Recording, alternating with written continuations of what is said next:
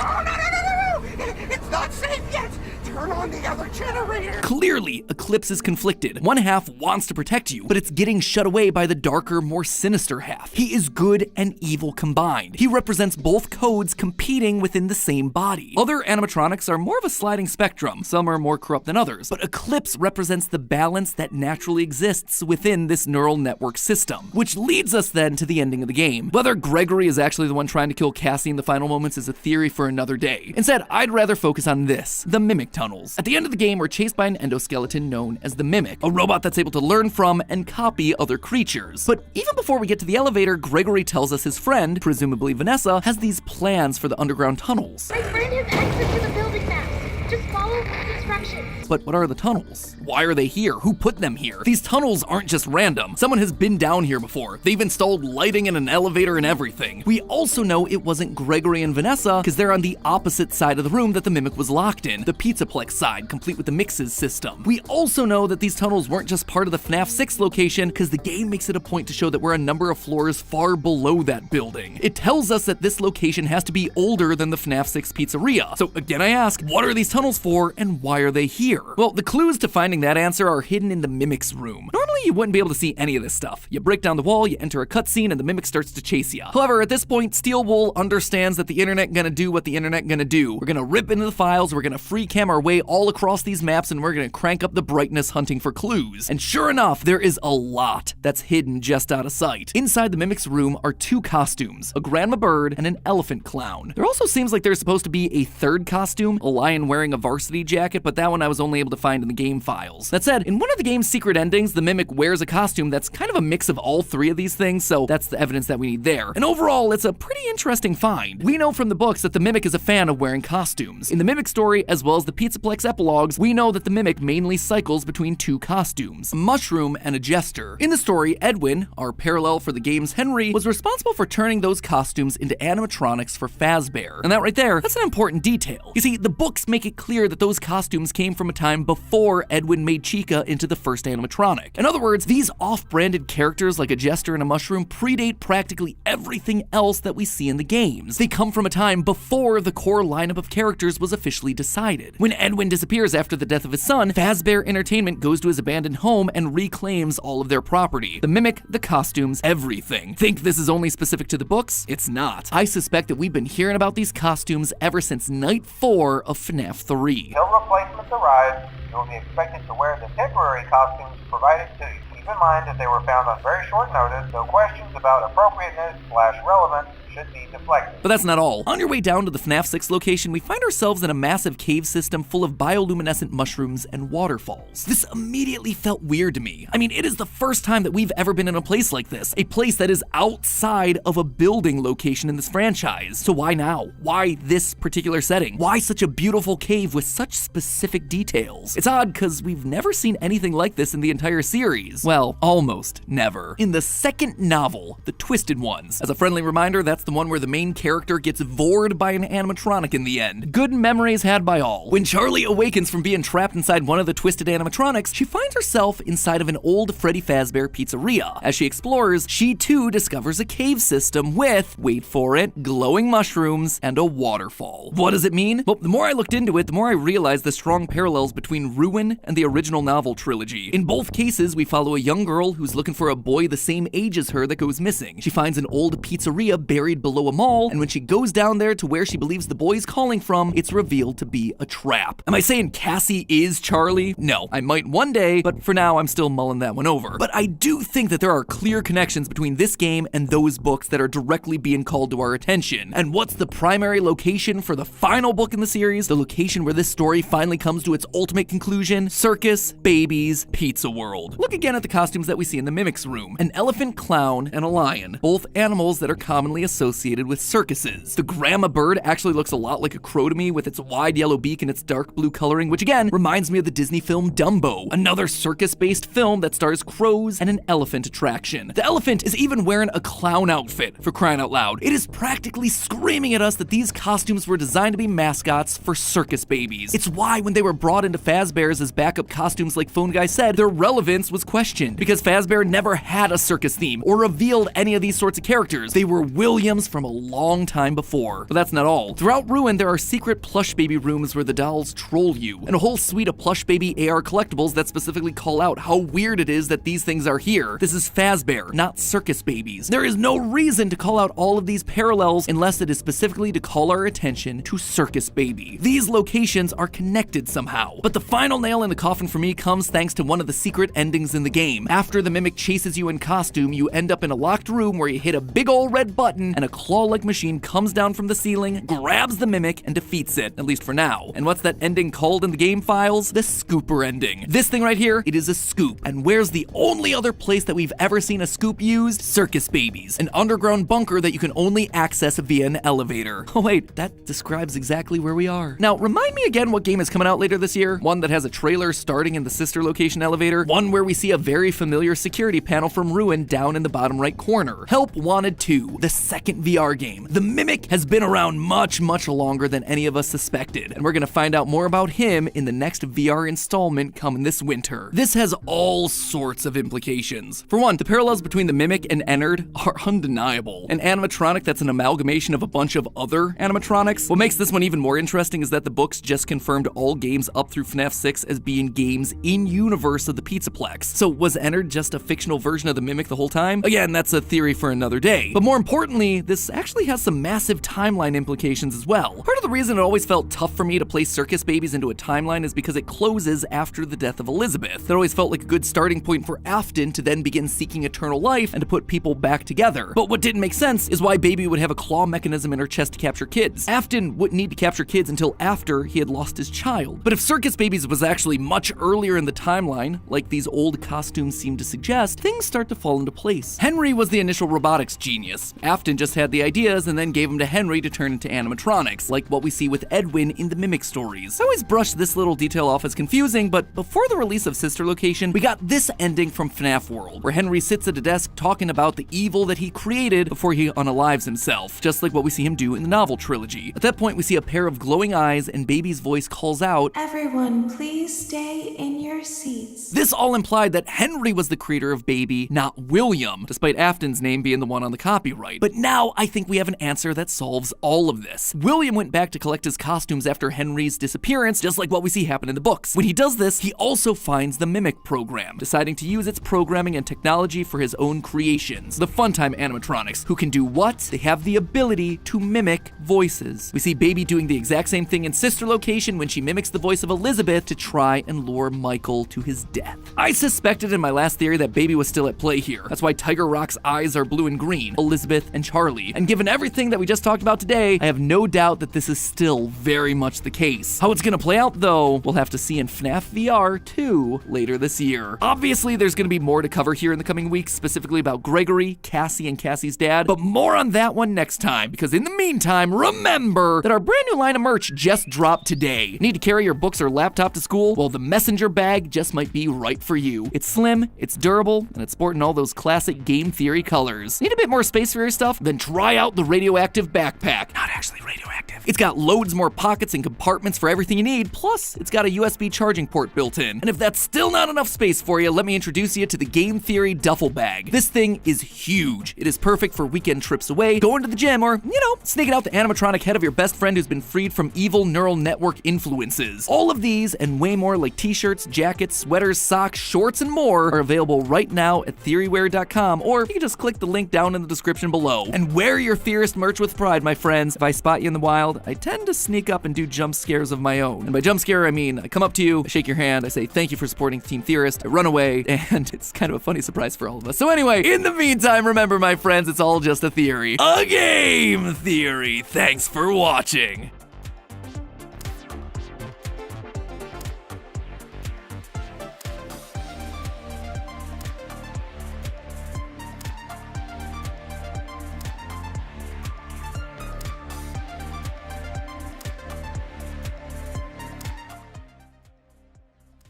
And then his mouth opened up and he had these jaws. Next thing I know, a sharp tongue shot out of his mouth and stabbed him right through the eye. Can you describe who you saw? Well, he was short, 2 stubby legs, little oval-shaped visor, kind of round at the top, had a cute backpack. Yeah, sure, we all look like that. What I'm interested in is his color. What color was he? Excuse me, what? His color. What was his color? I do not see the world that way, and I am more than a bit offended that you would ask me a superficial question like that. This is literally a world where we're all identified by our color. Well, some of us like to think that we should be judged on the merit of our actions and not the color of our suits. Maybe one day you'll understand that. Good day, sir.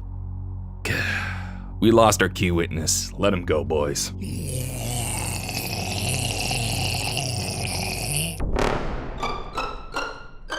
Hello, Internet! Welcome to Game Theory, where the only sussy thing is not brutally murdering that subscribe button. Whoa, what are we doing here? An Among Us video? What is this, like 2020? Nope, no need to check the date on your watch page, loyal theorists. Today we're jumping back onto the Skeld with a new video on everyone's favorite multiplayer deduction game, Among Us. Why now, of all times? Honestly, it's because of the new Netflix movie, Glass Onion. There's an Among Us joke in like the first 10 minutes. Blanc, I saw you go in the engine room.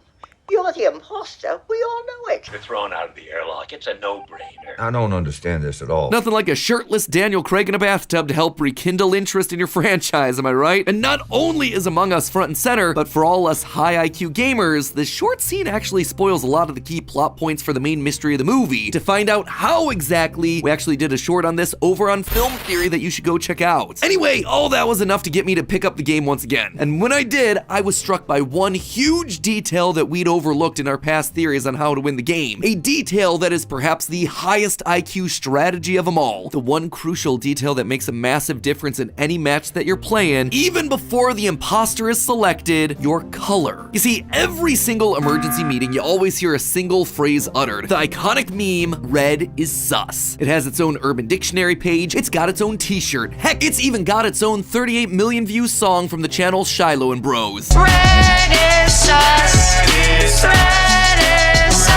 In a game that's all about avoiding detection and not raising suspicion, hearing those words is practically a death sentence. So of course, it got my theorist cogs a-turnin'. Is red indeed sus? Well, obviously the actions of the player in the game are gonna have a massive impact on whether they're suspected or not. There are also a lot of subconscious variables that play in every match. Factors that affect the way that the game is gonna go even before the imposter is chosen. Appearances do matter, and that's gonna affect everything from job interviews in the real world to games of Among Us. And color is immediately one of the first traits that we see, which begs the question, is red actually the sussiest color in Among Us? What color is most likely to draw suspicion if you're the imposter? And best of all, what color choice is gonna be the best at throwing off suspicion so your name isn't tossed around during the next emergency meeting? Strap in, theorists, because I'm about to blow this whole airlock wide open. Now, I'm sure we're all familiar with the phrase, never judge a book by its cover, right? There's just one problem with that. It is fundamentally opposed to our programming as human beings. We are designed to make snap judgments based on immediate appearances. It is essentially a leftover survival instinct. If something looks dangerous, it's best to avoid it for our own survival. And one of the first factors that we're gonna process is color. Color psychology is the study of how colors affect human mood and behavior. For instance, studies have shown that white-colored pills are associated with greater pain relief, and red pills are associated with stronger stimulant properties. Other studies have shown that the color red can prompt people to react with greater speed and force. Something as simple as color can even affect your performance on a test. When college students were given one of 3 colored numbers, red, green, or black, and then asked to take a simple test, those with the red numbers scored more than 20% lower than those presented with either the green or black numbers. That is a huge difference, all from witnessing a different color prior to taking the test. On the complete other end of the spectrum, colors like blue have shown themselves to have a calming effect on people. Some studies have even shown that looking at the color blue literally release endorphins that help you physically calm down. All of these very real effects happening simply by looking at different colors. So, given that science has proven time and again that we have both physical and mental reactions to color, how can we use this knowledge to our advantage in a game like Among Us? Which color is most likely to trigger your crew members' suspicions? Well, believe it or not, but one of the most sus colors isn't red, it's actually yellow. And this is backed by both science and history. Let's just cover the science first, shall we? Our eyes use 2 different types of photoreceptors, rods and cones. The rods are for vision at low levels of light. Cones, meanwhile, are the ones that are dealing with color. In fact, there are actually 3 different types of cones, each one with sensitivity to a different color range. Because 2 of the 3 have reasonably high sensitivities in the green range, humans are able to process more shades of green than any other color. But not all greens are created equally. When you break down our biological sensitivity to light, our eyes work best at the light wavelength of 555 nanometers. That means that under normal lighting conditions, our eyes are most sensitive to a yellowish green color. In other words, during an emergency meeting, if you're either green or yellow, you're gonna be the one that your crewmate's eyes are naturally drawn towards. Making matters worse is that throughout human history, the color yellow has been associated with feelings of deceit and betrayal. Why? Well, to find out, let's just take a trip back to 500 AD,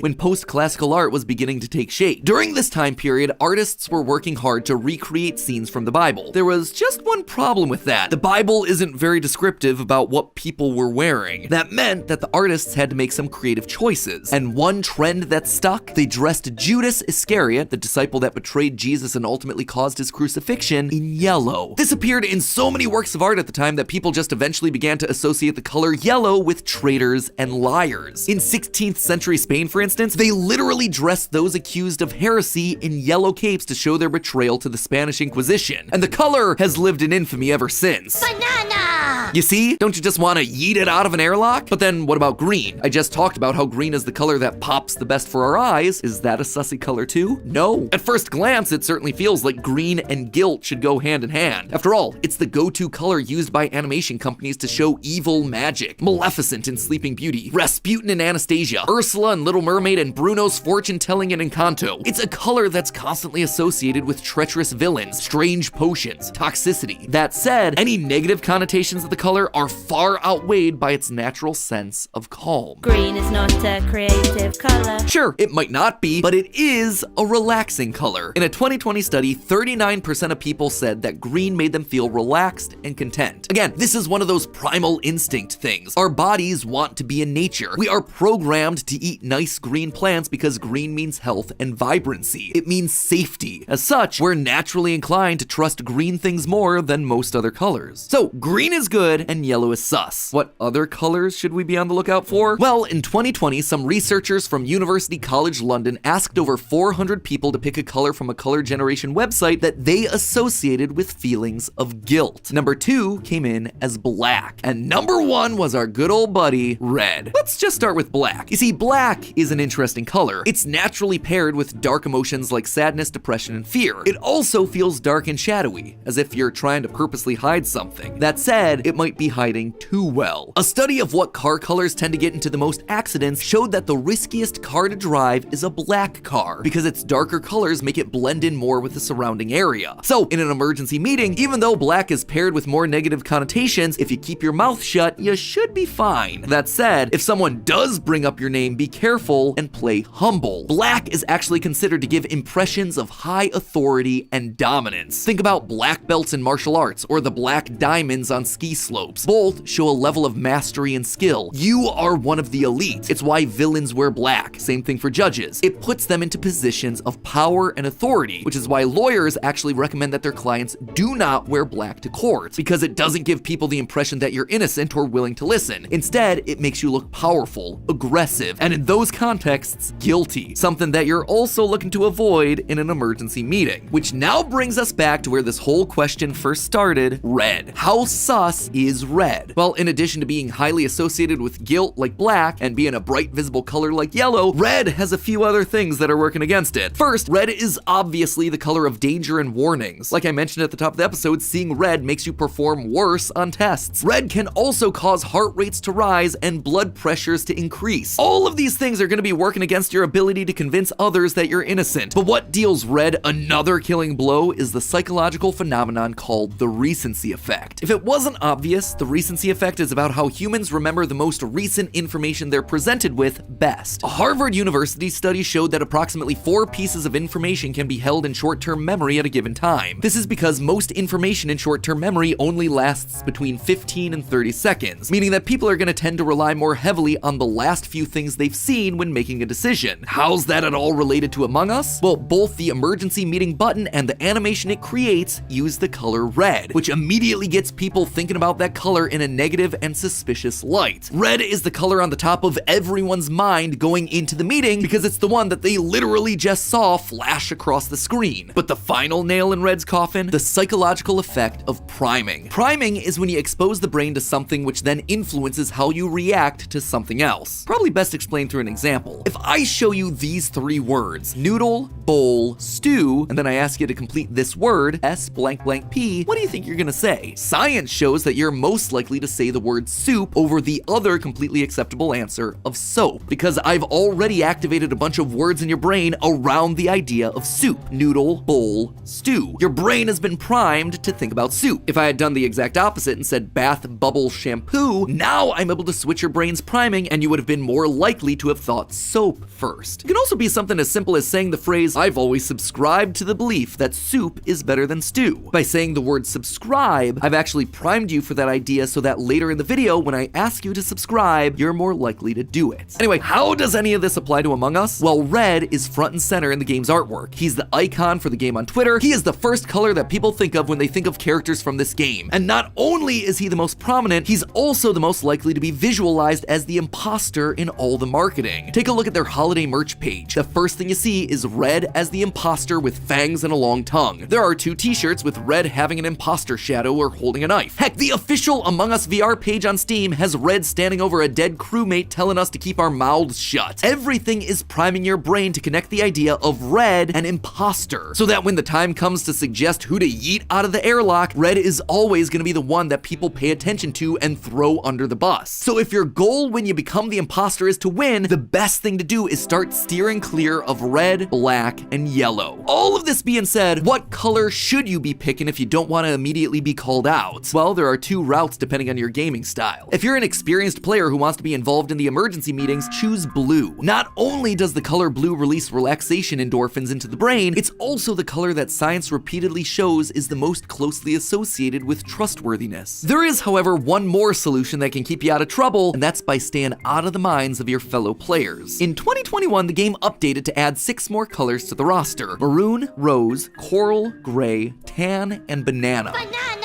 No, stop it. Now, based on everything we've talked about today, any of these could be a winning choice. Why? Because their strength is the exact opposite of Red's weakness. While Red is the poster child for all things Among Us, none of these new colors have really seen the light of day, and they're played significantly less than any of the primary colors. In 2021, Innersloth released their statistics around the most and least played colors. Red, black, white, and rose were the top 4, while gray, maroon, brown, and tan were rounding out the bottom. Banana and coral, meanwhile, were mixed into the lower middle. In short, all that means is that these new colors aren't primed for anything. And because they're not bright primary colors, they don't come with strong pre-packaged emotional connotations. Pastels are just softer colors, and as such, they evoke softer emotions. They're light and delicate. They're the supports rather than the leads. In meetings, you want people to focus on the big, loud orange guy in the corner, not the little old cream-colored you staying quietly off to the side. Tan, for instance, being a lighter version of brown, gives a sense of dependability and stability, and in design is used more as a background color. It's unassuming, which is perfect when you don't want people to start thinking about what you've been doing in the game. Meanwhile, gray is your other best choice. It's also a pale color, but unlike banana and tan, it doesn't evoke feelings of anything, really. Gray is just the most blank of blank canvases. Also, have you taken a look at the maps recently? They all lean heavily into the grays as a color choice, which makes a lot of sense. It's a lot of machinery, spaceships, space stations, all things made out of gray metals. Other characters will notice a green character running past them, but gray, not so much. And this holds true in real life too. Gray cars are actually the second least likely to be noticed on the roads because they blend in with their surroundings. So there you have it. If you want to give yourself the best chance of not being called sus, your best choices are the newer, lighter colors like gray, tan, and banana. These are going to be doing the best job of keeping you out of the interrogation spotlight as long as you manage to keep your mouth shut. Blue, meanwhile, is a strong secondary choice, especially if you plan on being a more active player. But the biggest takeaway of all is that the memes are true. It is a self-fulfilling prophecy. Top dog of sussiness is in fact the king of the memes, Red. Not just because he's popular, but because people naturally associate Red with guilt, with warnings, and because Innersloth has been sabotaging Red every single game from the start with their marketing. It's not just a meme, it's science and psychology. But hey, well, it's certainly useful to know every possible strategy on how to kill off your crewmates one by one. Gotta admit, it's a little inefficient. Imagine what sort of strategies you could pull off if you had a whole army of imposters. imposters. Fortunately, thanks to today's sponsor, you don't have to imagine anymore. Let me introduce you to Rise of Kingdoms, the real-time strategy game that also requires real-world logic in order to win. I know that a lot of people prefer to switch off their brains when they're playing video games, but I really enjoy games that push the logical part of my theorist brain. Things that keep me sharp and ready for when the next theory tries to sneak past me like an imposter. In Rise of Kingdoms, you get to build an army of history's most elite soldiers, be they Viking barbarians, Roman warriors, or, thanks to the latest update, the incredibly powerful and intelligent Egyptians. Personally, I really love using the Egyptians, despite their heavy use of yellow, which might seem a bit sus. Their description literally reads, strategic and undoubtedly sophisticated, amazing craftsmen with innovative weapons and technology, which, gotta admit, right up my alley. The more science, the better, so seems like the perfect match, right? Plus, you can keep upgrading your armies over time to deal with looming threats. This time, the Roman army won't succeed in ruling Egypt, at least not on my watch. And that's not all. The level of thought that you put into the game doesn't stop at just building a massive army. You also have to think about the civilization that you're leaving behind. You get to design and protect the cities that you build, which just adds another layer of depth and strategy. So, if you're like me and are looking for a game with bigger IQ plays and backstabbing, head on down to the description and click the link. Or,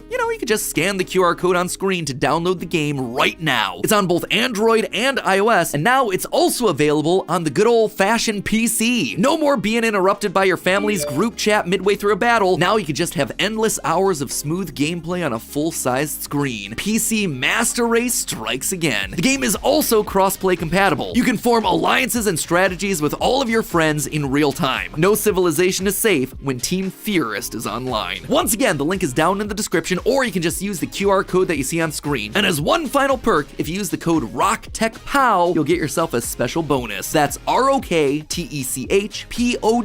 because it's Rise of Kingdoms, technology is power. So head on over there, tell them Team Theorist sent you, and let's build the biggest alliance that this game has ever known. I'll see you out on the battlefield. And as always, my friends, remember, it's just a theory. A game theory. Thanks for watching.